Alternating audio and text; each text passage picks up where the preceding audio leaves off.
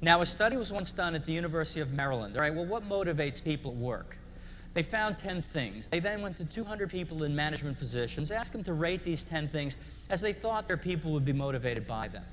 They then went to those employees, and guess what? What the employees had 1, 2, and 3, management had 8, 9, and 10. What management had 1, 2, and 3 were genetic factors, things they felt helpless to control. What the employees had 1, 2, and 3 were non-genetic factors, things anybody can control. This is what the employees said. Number 1, appreciation.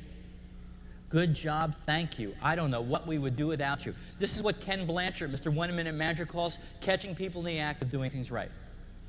He says in the past, too many organizations ran on the seagull system of management. Somebody does something wrong, fly in, make a lot of noise, crap all over them.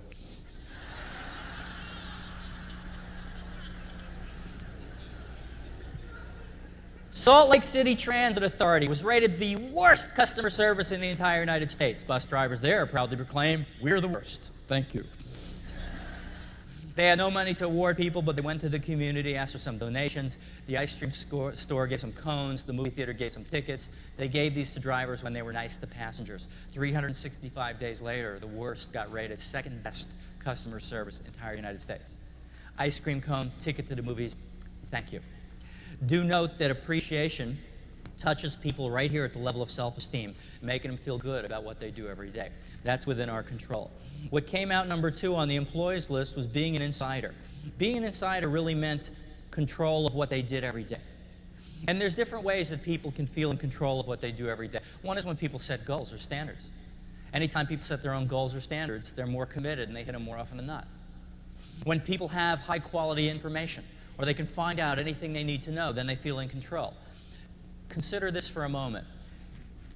If I find something out through a rumor mill that will affect me, I feel like, uh-oh, stuff is just happening to me. Things are out of control. Well, what human beings do when they feel out of control is they emotionally dissociate. I'm not attached. You never get excellence out of emotionally dissociated people.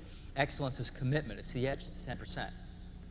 Another way that people feel on the inside is when we listen to their ideas and allow them to make things happen. Now, this is the place we should compare ourselves to the Japanese. Average Japanese worker gives 24 suggestions each year on how to improve whatever they're associated with. Guess what the average American gives? I'll give you a hint. It's less. 0.14.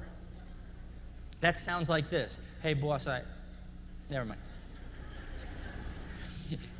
In Japan, they implement 76% of all suggestions. In the US, we implement 29% of our 0.14.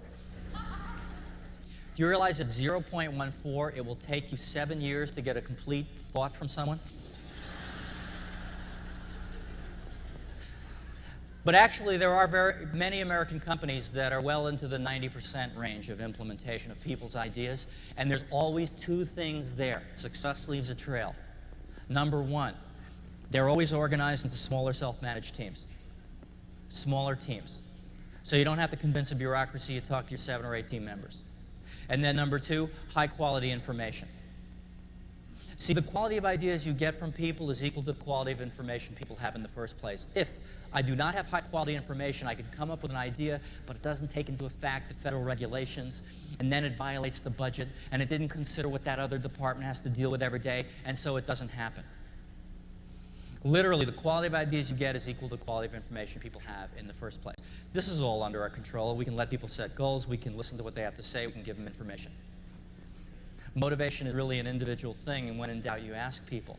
But I do want to caution you about this big pit in the road, a pit of powerlessness. You see, I do many public programs, and sometimes full-day trainings, and I'll have people sit and listen to this kind of stuff and say, you know, this is great, but I know who should be at this program. Or if I had more power, maybe I could do something. Tom Peters once told me he did an excellence program for all the governors of the United States, big country, North America, governors. He said at the end of the program, the governors all came up to him and said, "This is great, but how will we get our people to do it? I'm only the governor." It may seem absurd on one hand, but look at it from their perspective. They deal with an entrenched bureaucracy. They're in, they're out. Marketing data and historical data have clearly shown that when 20% of a given population gets an idea, it is there to stay.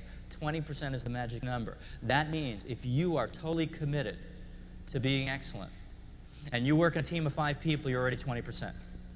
If you work with a team of 10, then you only got to convince one other person. The other folks are not committed to mediocrity. They're just unconscious, and your light will wake them up.